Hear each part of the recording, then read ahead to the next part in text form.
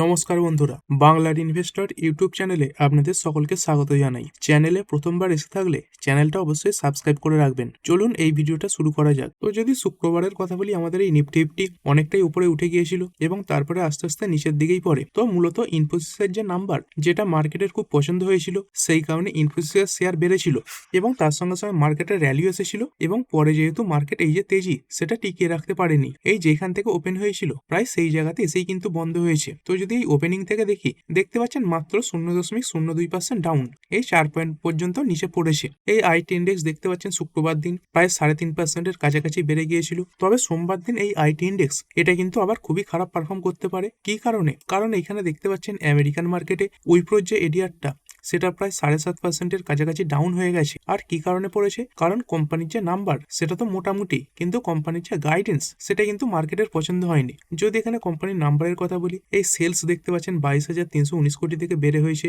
23,556 কোটি। এই কোয়ার্টারলিও সামান্য ইম্প্রুভ হয়েছে। এবং যদি নেট প্রফিটের কথা বলি, এই নেট প্রফিট 3367 থেকে পড়েছে 3145 এবং কোয়ার্টারলিও ডাউন হয়েছে। আর এই যে নেট প্রফিট পড়েছে, কিছু এক্সেপশনাল খরচার কারণে কিন্তু কোম্পানির এই প্রফিটটা পড়ে গেছে, যে লেবার কোডের কারণে এটা পড়েছে। না হলে কিন্তু কোম্পানির এই যে প্রফিট সেটা ইনলাইন আসতো। কিন্তু এটা দেখতে পাচ্ছেন এই ওয়ান টাইম খরচার জন্য এই যে Q3 এস্টিমেট সেটাকে কিন্তু কোম্পানি মিট করতে পারেনি এবং তার সঙ্গে সঙ্গে এই যে আউটলুক সেটাও কিন্তু উইক। কোম্পানি এর আগে এই যে গ্রোথ আউটলুক এটা দিয়েছিল 1% থেকে 3%, সেটা কমিয়ে করেছে 0 থেকে 2% এবং এরপরে স্টকে বড় পতন এসেছে। এবং তার সঙ্গে সঙ্গে এই যে ফ্রেশার হায়ারিং গাইডেন্স সেটাও কমিয়েছে, মানে নতুন কর্মী নিয়োগ তো এটা কমিয়ে করেছে এই 7,500 থেকে 8,000। এরপরে যদি এফআইআইডিআই এর কথা বলি, তো এই এফআইআই এদের তরফ থেকে 4,346 কোটির সেলিং দেখা গিয়েছে এই ক্যাশ মার্কেটে এবং সেখানে ডিআইআই এরা কিনেছে 3,935 কোটির শেয়ার। আর এই ক্যাশ মার্কেটে এফআইআই এরা বিক্রি করলেও এফএনও মার্কেটে কিন্তু কিনেছে। এইখানে দেখতে পাচ্ছেন এই স্টক ফিউচারে প্রায় 284 কোটির বাইং এসেছে এবং এই যে ইন্ডেক্স ফিউচার এইখানেও প্রায় 1,500 কোটির বাইং এসে গেছে। মানে ক্যাশ মার্কেট বাদ দিয়ে বাকি জায়গায় কিন্তু ভালো পারফরমেন্স এই এফআইআই দের তরফ থেকে দেখা গেছে। তারপরে এই আমেরিকান মার্কেট কেমন পারফর্ম করেছে, যদি ডাউ জোন্সের কথা বলি, সামান্য লাল নিশানি বন্ধ হয়েছে এবং এই নাসডাক কম্পোজাইট এটাও একদম নিউট্রাল পারফরমেন্স করেছে, তবেই দিনের শেষে কিছুটা লালেই বন্ধ হয়ে গেছে। আর যদি এই গিভ নিফটির কথা বলি, গিভ নিফটিও কিছুটা লালে বন্ধ হয়েছে। তো এই উইপ্রোর যে নাম্বার যেটা খারাপ এলো সেটা কিন্তু আইটি ইন্ডেক্সকে কিছুটা প্রেসারেই রাখতে পারে। তবে এর সঙ্গে অনেক বড় বড় কোম্পানি তার নাম্বার পেশ করেছে এবং সেই নাম্বারগুলোর যে মিলিত পারফরমেন্স সেটাই কিন্তু মার্কেটকে পরিচালনা করবে। এরপরে যদি কথা বলি ট্রাম্পের ট্যারিফের ব্যাপারে, তো এই ডোনাল্ড ট্রাম্প তিনি আবার একটা নতুন ট্যারিফের কথা বলেছেন। তো কোন বিষয়ে ট্যারিফ? এখানে দেখতে পাচ্ছেন কি বলেছে, Trump imposes 10% tariff on Denmark, UK, France for opposing এই গ্রিনল্যান্ড প্ল্যান। তো এই গ্রিনল্যান্ড অধিগ্রহণ বা এই জোর করেই কবজা যেটাই বলুন না কেন, এটাকে যারা বিরোধিতা করবে তাদের উপর ডোনাল্ড ট্রাম্প বলে দিয়েছে যে 10% ট্যারিফ বসবে। কোন কোন দেশ দেখতে পাচ্ছেন, এই যে ডেনমার্ক রয়েছে, ইউকে রয়েছে, ফ্রান্স রয়েছে এবং অন্যান্য যে ইউ কান্ট্রিগুলো রয়েছে তাদের উপরে ট্যারিফ বসবে। এবং কবে থেকে ট্যারিফটা বসছে? ফেব্রুয়ারির 1 তারিখ থেকে। এবং ডোনাল্ড ট্রাম্প এই হুমকিও দিয়ে রেখেছেন, যদি এই জুনের 1 তারিখের মধ্যে তারা এই গ্রিনল্যান্ডের দখল না নিতে পারে তাহলে এই যে 10% ট্যারিফ সেটা বাড়িয়ে করে দেবে 25%। তো বুঝতে পারছেন এই আমেরিকা কি জিনিস। এই যে বাকি দেশগুলোর কথা বললাম, এই ইউকেই বলুন, ফ্রান্স বলুন বা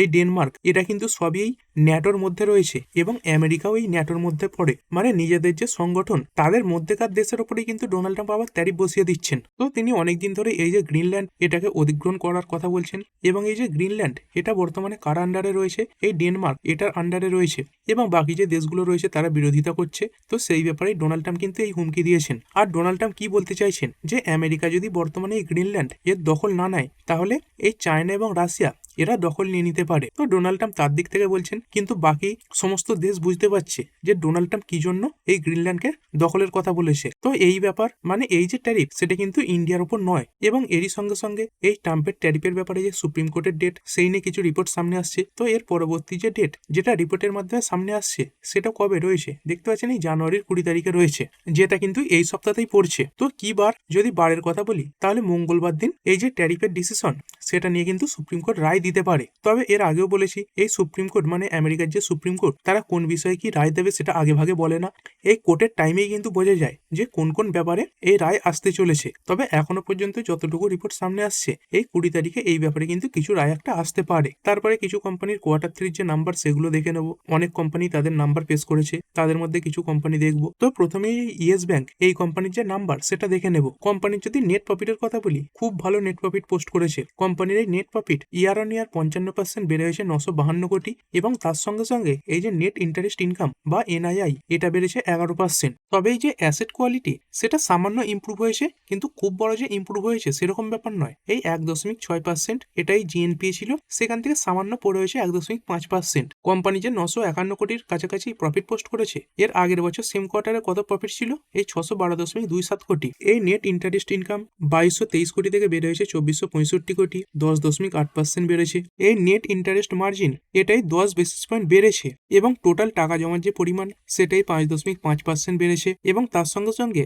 এই যে কাসা রেশিও মানে কারেন্ট অ্যাকাউন্ট এবং সেভিংস অ্যাকাউন্টের যে রেশিও সেটাও কিন্তু আউট পারফর্ম করেছে। তারপরে এই অ্যাডভান্সেস মানে লোন দেওয়ার পরিমাণ সেটাও অ্যানুয়ালি 9% বেড়েছে। এবং তারই সঙ্গে সঙ্গে কোম্পানি এই কোয়ার্টার 3-তে মোট 33খানা নতুন ব্রাঞ্চ অ্যাড করেছে, এবং তার সঙ্গে সঙ্গে এই ফাইন্যান্সিয়াল ইয়ার 26-এর প্রথম 9খানা মাসে তারাই 76খানা নতুন ব্রাঞ্চ ওপেন করেছে। তো কোম্পানি মোট ফুল ফাইন্যান্সিয়াল ইয়ারে কতগুলো ব্রাঞ্চ খোলার টার্গেট রেখেছিল দেখতে পাচ্ছেন, 80খানা ব্রাঞ্চ খোলার টার্গেট রেখেছিল, এবং তার মধ্যে 76খানা পূরণ হয়ে গেছে, মানে প্রায় 95% পূরণ হয়ে গেছে। এবং তারই সঙ্গে সঙ্গে এই ইয়েস ব্যাংক এই কোম্পানিটা এই নিফটি ব্যাংকের মধ্যেও মানে এই যে ইন্ডেক্স রয়েছে তার মধ্যে ঢুকেছে। তো মোটামুটি কোম্পানির যে নাম্বার সেটা কিন্তু যথেষ্ট ভালোই এসেছে। তারপরে আইসিআইসিআই ব্যাংক লিমিটেড, যদি এই কোম্পানির নাম্বারের কথা বলি, এর আগের অনেকগুলো কোয়ার্টার কোম্পানি খুব ভালো নাম্বার পেশ করেছিল, কিন্তু এবারে কোম্পানির যে নাম্বার সেটা একটু খারাপের দিকে এসেছে। যদি কোম্পানির এখানে নাম্বারের কথা বলি, এই রেভিনিউ দেখতে পাচ্ছেন 47,037, এর আগের কোয়ার্টারের কথা ছিল 48,181, এই দুটো তুলনাতেই বেড়েছে 48,364 হয়েছে। আর যদি নেট প্রফিটের কথা বলি, এই 13,847 কোটি থেকে কিছুটা পড়ে গেছে, পড়ে হয়েছে 13,481 কোটি। এর আগের কোয়ার্টারের কথা ছিল এই 14,318 কোটি, মানে কোয়ার্টারলি অনেকটাই ডাউন হয়েছে, এবং তার সঙ্গে সঙ্গে ইয়ারলিও কিন্তু ডাউন। এবং এর আগের যদি ডেটাগুলো দেখেন, দেখতে পাচ্ছেন এর আগের যে ডেটাগুলো সেগুলো কিন্তু মোটামুটি একটা নির্দিষ্ট হারে বেড়েছিল, এবং সেই তুলনায় এবারে এটা কিন্তু অনেকটাই কমে গেছে। এবং এই ফাইন্যান্সিং মার্জিন এটাও দেখতে পাচ্ছেন অনেকটা কমে গেছে, এই -19%, -18%, এইগুলোর তুলনায় এটা কিন্তু অনেক বেশি, -22% হয়েছে, মানে অনেক কম। তারপরে যদি ডিপোজিটের কথা বলি, ডিপোজিট কিছুটা বেড়েছে 8.7%। তারপরে এই অ্যাডভান্সেস এই যে ডোমেস্টিক লোন এটা 11.5% বেড়েছে। রিটেল সেগমেন্টের লোন এটা বেড়েছে 7.2%। তারপরে বিজনেস ব্যাংকিং পোর্টফোলিও এটা 22.8% বেড়েছে। আর এই ডোমেস্টিক কর্পোরেট পোর্টফোলিও এটা বেড়েছে 5.6%। তারপরে যদি এনপিএ এর কথা বলি, এই এনপিএ কেমন? এই এনপিএ এসেছে 0.37%, এর আগে কত ছিল? এই 0.39%, মানে কিছুটা কমেছে, তবে খুব বেশি যে কমেছে সেরকমটা কিন্তু নয়। এই প্রভিশন কভারেজ রেশিও এটাও খুব বেশি ইমপ্রুভ হয়নি, 75% ছিল, সেখান থেকে মাত্র সামান্য বেড়ে হয়েছে এই 75.4%। এবং এখানে দেখতে পাচ্ছেন এই কোয়ার্টার 3 যে প্রফিটের এস্টিমেট ছিল সেটাকে কিন্তু কোম্পানি মিস করে গেছে। তবে একটা ভালো ব্যাপার, কোম্পানিতে যে সিইও ছিলেন তার যে এক্সটেনশন সেটা কিন্তু অ্যাপ্রুভড হয়ে গেছে। কোম্পানির এই নেট প্রফিট এটা ইয়ার অন ইয়ার প্রায় 4% ডাউন। কোম্পানির নেট প্রফিট যেখানে এসেছে 11,318 কোটি, এইখানে মার্কেটের অনুমান কত ছিল? 12,379 কোটি। আর এর আগের কোয়ার্টারে কত ছিল? 11,792 কোটি। তো অনুমানের তুলনায় খুবই খারাপ, প্রায় 1,000 কোটির কাছাকাছি কম এসেছে নেট প্রফিট। তারপরে নেট ইন্টারেস্ট ইনকাম যেটা এসেছে 21,932 কোটি, মার্কেটের অনুমান ছিল 22,092 কোটি, এখানেও কম। তবে এই যে লিডারশিপ কন্টিনিউটি সেটা কিন্তু অ্যাপ্রুভড হয়েছে, মানে সন্দীপ বক্সি ইনি কিন্তু কোম্পানির এই ম্যানেজিং ডিরেক্টর এবং সিইও এই পদে থাকবেন। তো এনার যে এক্সটেনশন সেটা 2 বছরের জন্য করা হয়েছে। এর আগে এনার ডেট ছিল এই অক্টোবর 4, 2026, এবং সেই ডেট বাড়িয়ে করা হয়েছে অক্টোবর 3, 2028। তো এর ফলে কি হয়, একটা কোম্পানিতে এই যে লিডারশিপ স্টেবিলিটি সেটা থাকে। তো এই সময় করে অন্য ব্যক্তি চলে এলে তাকে আবার সবকিছু বুঝতে হতো, এবং এই ব্যক্তি সন্দীপ বক্সি তিনি কিন্তু এখনো 2 বছর থাকছেন অতিরিক্ত, মানে এনার হাতে যে ব্যবসা সেটা কিন্তু এখন ভালো চলবে, এবং ইনি এতদিন এই কোম্পানিটাকে খুব ভালো পারফরমেন্স কিন্তু দিয়েছেন। এই কোম্পানি এস্টিমেটের দিক থেকে সবই খারাপ পেশ করেছে, তবে এই যে সিইওর এক্সটেনশন এটা কিন্তু কোম্পানিটাকে কিছুটা বাঁচিয়ে দিতে পারে। তারপরের কোম্পানি এইচডিএফসি ব্যাংক লিমিটেড, কোম্পানির নাম্বার কেমন এসেছে? তো বলবো কোম্পানির নাম্বার মোটামুটি ভালোর দিকে এসেছে, মানে নিউট্রাল ভালো, খুব যে ভালো সেরকমটা নয়। কোম্পানির এই নেট প্রফিট 11.5% বেড়ে হয়েছে 18,650 কোটি। তবে এই অ্যাসেট কোয়ালিটি এটা কিন্তু কোয়ার্টার অন কোয়ার্টার আনচেঞ্জ থেকেছে। কোম্পানির এই নেট ইন্টারেস্ট ইনকাম এটাই 30,650 কোটি থেকে 6.4% বেড়ে হয়েছে 32,620 কোটি।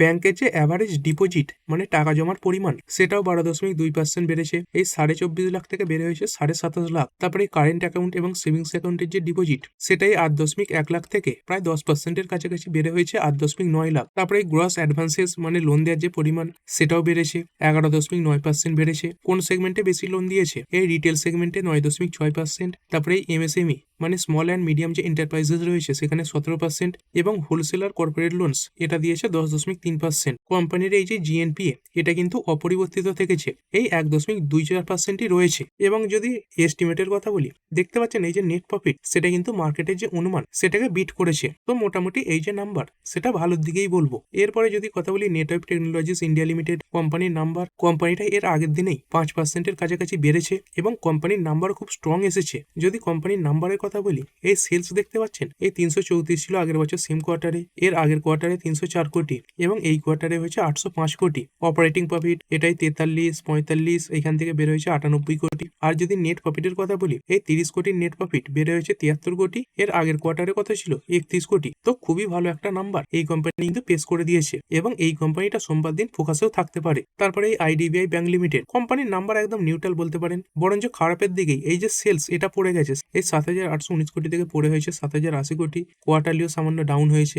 এবিটা 5,437 কোটি থেকে পড়ে 5,080 কোটি, এটাও কোয়ার্টারলি ডাউন। এবং এই নেট প্রফিট ইয়ারলি সামান্য বেড়েছে, 1954 থেকে বেড়ে হয়েছে 1959। যদি পার্সেন্টেজ হিসেবে দেখেন দেখতে পাচ্ছেন 0%, কিন্তু কোয়ার্টারলি অনেকটাই পড়ে গেছে। আর যদি বাকি জিনিসগুলো দেখি, এই রিটার্ন অন অ্যাসেট বা আরওএ এটা ডাউন হয়েছে 1.99% থেকে পড়ে 1.82%। তারপরে কস্ট অফ ডিপোজিট এটা একদম ফ্ল্যাট 4.62 এবং এইখানেও আছে 4.62। টোটাল ডিপোজিট কেমন হয়েছে, এই ডিপোজিট বেড়েছে এই 2,82,439 থেকে বেড়ে হয়েছে 3,07,858। এগুলো সব কোটিতে রয়েছে, এটা 9% গ্রোথ দেখিয়েছে। এই কাসা রেশিও কেমন দাঁড়িয়েছে, 1,35,632 কোটি, এটা 44%। এর আগে কত ছিল 1,30,899 কোটি, এটা হচ্ছে 46%। নেট অ্যাডভান্সেস বা লোন দেওয়ার পরিমাণ এটাই 15% ইয়ার অন ইয়ার বেড়েছে, 2,06,807 কোটি থেকে বেড়ে 2,38,786 কোটি। গ্রস এনপিএ এটা কেমন এসেছে, এটা ইমপ্রুভ হয়েছে 3.57% থেকে পড়ে হয়েছে 2.57%, 100 বেসিস পয়েন্ট পড়েছে। মানে কোম্পানির অন্যান্য যে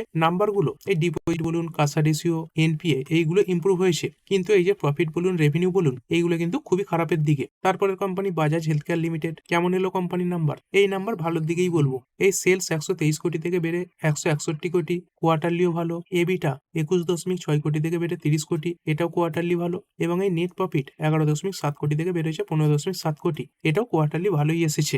এর পরের কোম্পানি জেকে সিমেন্ট লিমিটেড, এই কোম্পানির নাম্বার কেমন, এর নাম্বার নিউট্রাল। এই সেলস 1930 থেকে বেড়ে 3,863, কোয়ার্টারলি ইমপ্রুভ হয়েছে। এবিটা 492 কোটি থেকে বেড়ে 557 কোটি, এটাও কোয়ার্টারলি ভালো। এবং নেট প্রফিট 190 কোটি থেকে ডাউন হয়ে গেছে 174 কোটি। তো এখানে কিছু এক্সেপশনাল আইটেমও রয়েছে এবং এর আগের কোয়ার্টারে কত ছিল 159 কোটি। তো মোটামুটি এখানে দেখতে পাচ্ছেন এই যে সেলস এটা তো ইয়ারলি এবং কোয়ার্টারলি বেড়েছে, কিন্তু এখানে কিছু এক্সেপশনাল আইটেমের কারণে কোম্পানির যে নেট প্রফিট এটা কিন্তু ইয়ারলি ডাউন হয়ে গেছে। এরপরে কথা বলবো ইন্টারগ্রুপ এভিয়েশন লিমিটেড। তো যদি কথা বলি, কোম্পানিতে কিছুদিন আগেই বিভিন্ন প্রবলেমের জন্য এই যে ফ্লাইট সেগুলো সব উড়তে পারেনি, অনেক কিছু বড় বড় প্রবলেমও দেখা গিয়েছিল। তো সেই ব্যাপারে এই কোম্পানিটাকে এই যে ডিজিসিএ রয়েছে তারা কিছু ফাইন করেছে। তো দেখতে পাচ্ছেন এই যে গভর্নমেন্ট অ্যাপয়েন্টেড প্যানেল, তারা বিভিন্ন ভায়োলেশন খুঁজে পেয়েছে। কিসের violation, aviation regulation and deficiencies in airlines operation planning, crew management and oversight mechanism. তো এই সব কিছু ভুল দেখে এই কোম্পানিকে ডিজিসিএ তারাই 22 কোটি টাকার ফাইন করেছে। তবে কোম্পানির যদি মার্কেট ক্যাপ দেখেন দেখতে পাচ্ছেন 1,83,000 কোটির মার্কেট ক্যাপ রয়েছে। তো এই মার্কেট ক্যাপের তুলনায় এই যে 22 কোটি সেটা কিন্তু খুব একটা বড় অ্যামাউন্টও নয়, তবে এটা কোম্পানির যে রেপুটেশন সেটার উপর কিন্তু নেগেটিভ ইম্প্যাক্ট ফেলে। আর যদি Q3 রেজাল্টের ক্যালেন্ডারের কথা বলি, আজকের দিনে কোন কোন কোম্পানির নাম্বার ছিল, এইচডিএফসি ব্যাংক এটাও আলোচনা করা হলো, আইসিআইসিআই ব্যাংক এটাও আলোচনা করলাম, আইডিবিআই এটাও আলোচনা করা হয়েছে, জেকে সিমেন্ট এটাও আলোচনা করেছি, তারপরে নেটওয়েভ এটাও আলোচনা করা হয়েছে। এছাড়াও যদি কথা বলি, এই যে আরবিএল ব্যাংক এরা তাদের নাম্বার পেশ করেছে, তারপরে ইউকো ব্যাংক এরাও নাম্বার পেশ করেছে, ইয়েস ব্যাংকের নাম্বার আলোচনা করা হয়েছে। আর যদি আগামীকালের কথা বলি, মানে 18 তারিখ, তো 18 তারিখ কোনো কোম্পানি তাদের নাম্বার পেশ করছে না, তবে সোমবার দিন আবার অনেক কোম্পানি তাদের নাম্বার পেশ করবে। তো এসব ব্যাপারে পরেই আলোচনা করা হবে। তবুও যদি কিছু নাম দেখেন, যেমন দেখতে পাচ্ছেন এই ভেল রয়েছে, তারপরে হ্যাভেলস, হিন্দুস্তান জিঙ্ক, আইআরএফসি, এলটিআই মিন্ট্রি রয়েছে, পিএনবি রয়েছে, তারপরে টাটা ক্যাপিটালের নাম দেখতে পাচ্ছেন। তো এরকম কিছু কোম্পানি সোমবার দিন তাদের যে নাম্বার সেগুলো পেশ করবে, কিন্তু আগামীকাল কোনো কোম্পানির নাম্বার কিন্তু আসছে না। তো ঠিক আছে বন্ধুরা, আশা করছি ভিডিওটা আপনাদের ভালো লেগেছে। আপনি চাইলে এটাকে লাইক এবং শেয়ার করতে পারেন। আর শেয়ার মার্কেট সংক্রান্ত ডেইলি নিউজ আপডেট পেতে চ্যানেলটা সাবস্ক্রাইব করে রাখবেন এবং পাশে থাকা বেল আইকনটি টিপে অল অবশ্যই সিলেক্ট করে রাখবেন, যাতে পরবর্তী ভিডিওর নোটিফিকেশন আপনার কাছে সময় মতো পৌঁছে যায়। আর হ্যাঁ, ভিডিওটি শুধুমাত্র ইনফরমেশন এবং এডুকেশনাল পারপাসের জন্য বানানো হয়েছে। আমি সেবি রেজিস্টার্ড নই, তাই কোনো প্রকার শেয়ারে কোনো প্রকার বাই, সেল, হোল্ড বা অ্যাভারেজ করার কোনো সিদ্ধান্ত নেওয়ার আগে আপনার যে ফাইন্যান্সিয়াল অ্যাডভাইজার আছে তার সঙ্গে অবশ্যই আলোচনা করবেন। দেখা হচ্ছে পরের ভিডিওতে। ধন্যবাদ।